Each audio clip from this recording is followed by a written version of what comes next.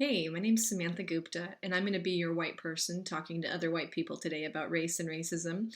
And today we're going to look at the Black Christmas movement related to Black Lives Matter that happened across the United States, but specifically the actions that happened here in Los Angeles, where I'm located, where Black Lives Matter activists, people of color, allies, and white allies gathered at the Grove, which is a kind of high-end shopping center that was all decked out for the holidays, and did some action, as well as an action that involved blocking off for 15 minutes the 405 freeway, which is known in LA for being horrible. And the intention really is to reach out to you, to talk to you, some of the folks out here who might be white, who might be curious, who might be concerned, who might be judging the Black Lives Matter movement for what you see in the media and for what you think might be going on. And there's a lot of questions like what would be the value of shutting down a freeway or interrupting kind of business as usual at a shopping mall during the holidays? What's the intention? Isn't that violent? That doesn't really build relationships. That just makes people feel bad and uncomfortable. So we're going to look at some of that today with some help from a white ally, Dahlia, who was one of the organizers of the White Allies group that worked with Black Lives Matter for these actions. And Dahlia has some interesting things to say about what does it mean to be involved in something like this, and what does it really do at the structural level around institutional racism, or at the interpersonal level between people, which is where we usually focus on with racism. We talk about how we treat each other, but it also looks at the intrapersonal level where we think about, what does racism do within each of us, specifically white people? And how do being involved in actions like that help us as white people at all of those levels so that we are better people, but we're also able to have authentic relationships with one another and with people of color and be involved in the movement in a good way, which I think is one question that white people are asking themselves. How do I get involved with something that will make you uncomfortable? So we're going to look at those levels and see what we can come up with.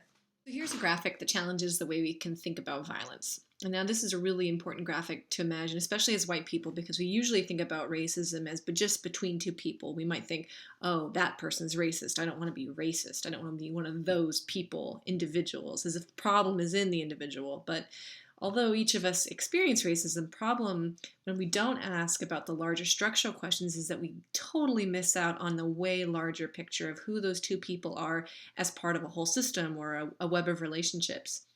What was the environment like? What's the society like around them? What's political around them? What media messages do they receive? What resources or information do they have access to? What were the social institutions, schools, healthcare, police that organized their experience of society or their neighborhood or their family?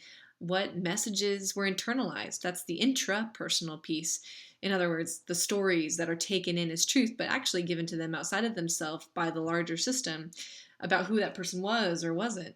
So if we only focus on the individual interaction, that's the interpersonal interaction between quote-unquote individuals, we're totally missing out on a whole picture of violence, and we miss out on an opportunity to see the roots and branches of systems that we're each a part of. And if we really want to make change, we need to see a much wider picture.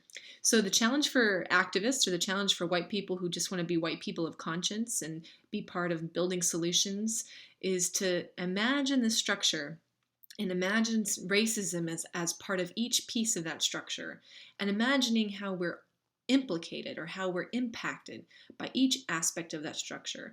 And when we make decisions to take action, how does that action challenge us or challenge the system at each level? So how do these actions by people of color and white allies address these different levels of racism as a form of violence that impact all of us?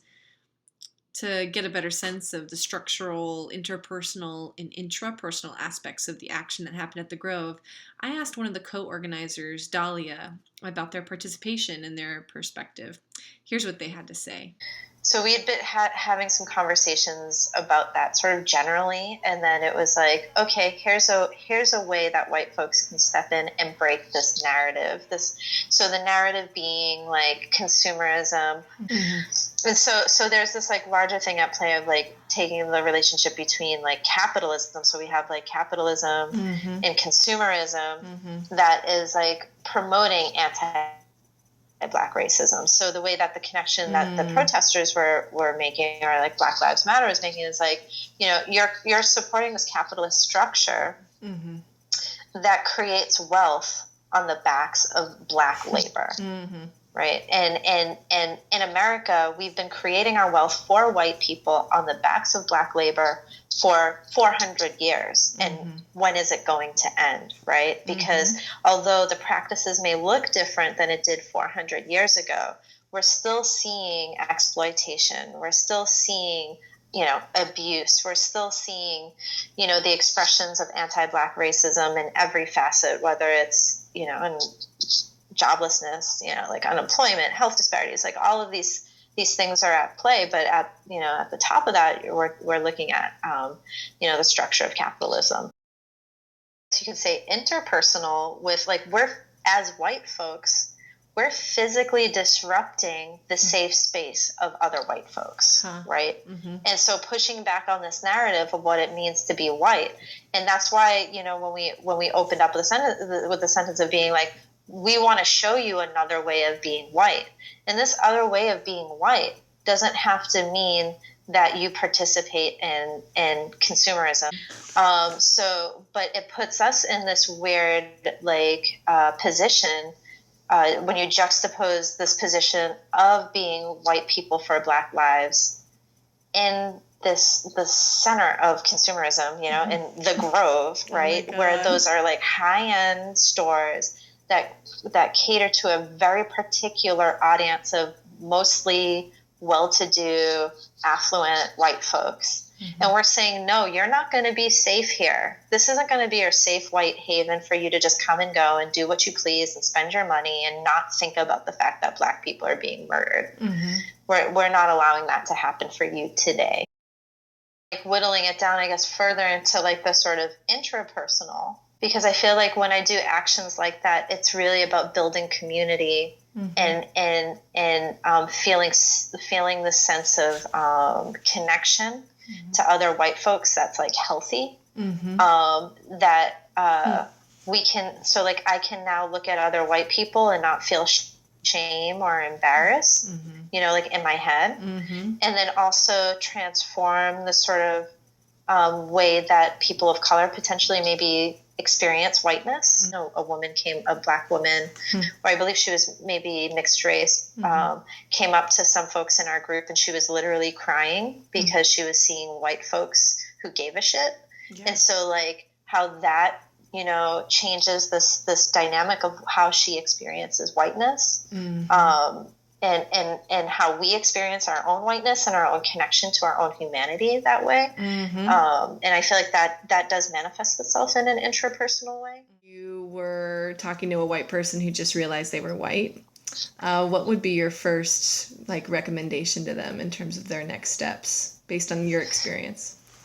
Yeah, finding community. I think for me it was absolutely integral that I found a community of white folks that got it, and the it, right? Like be willing to sit there and hear you as you're struggling, as you're silenced, or as you're sad, as you're, full of anxiety and all of that stuff. And right shortly after that would be do your homework, right? Read these 6 books, right? Because I usually have my catch, the 5 or 6 books that I recommend to people who are just beginning to think about their whiteness. And so it's those are the 2 things. We can circle back to one of our original questions, which was why would someone interrupt a shopping mall or a freeway in the first place to try to share a message about race and racism? And I think when we begin to track the structural, the interpersonal, and the intrapersonal ways that racism shows up and replicates and manifests itself, we might be able to see why a group of people choosing to come together through interpersonal relationships, having done intrapersonal work to disrupt structures of symbolic historical wealth, employment, and power, can be a powerful response to the experiences of racism in our daily lives. And an awareness and a heightening of awareness for the ways that racism shows up structurally and replicates structurally. It also shows and points to the fact that we move beyond hearts and minds and changing individual white people into white people that occupy institutions and have white consciousness and the power to make new decisions about the structure of institutions. And as Black Lives Matter and it's white, and people of color organizing groups make decisions about institutional targets, they might focus on these different aspects of ways racism shows up structurally, from the Los Angeles movement to raise the minimum wage, or the recent proposed jail expansion that people have been organizing around that disproportionately impacts people of color. What about being uncomfortable? So, one of the questions we asked early on was, how do I join a movement where I feel constantly uncomfortable all the time? And I think this is where Dahlia's suggestion to join community and do your homework is powerful. But it's also an invitation for us to track, as white people, what is it exactly that makes us uncomfortable? So, resisting the desire to feel discomfort and blame it on someone outside of myself, when I feel uncomfortable, if I see an action taking place or a moment of racism where I need to step up or I don't know how to step up, I notice I feel uncomfortable, and then I go, wow, where and what is making me uncomfortable? What about seeing an action and not feeling like I know what's going on, or not feeling like the expert, not feeling like the leader, or maybe being scared about being perceived as angry or emotional or loud or not polite? Where did those values come from? And how can I track those structurally into my own socialization as a white person about what it meant to be good, to be polite, or to be respectful? And do those behaviors help or harm me in building relationships? The task for me is to track the intrapersonal and the interpersonal to the structural places that I've been socialized.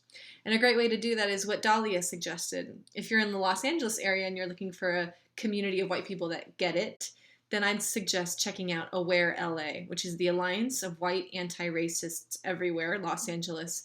And I hope if you're not in Los Angeles, this video starts you on your path to find a community of white people that want to get it, to become part of institutions or become part of coalitions that challenge institutions, interpersonal relationships, and intrapersonal resources that help us become better white people for one another and for the people of color in our lives and for the future of our communities.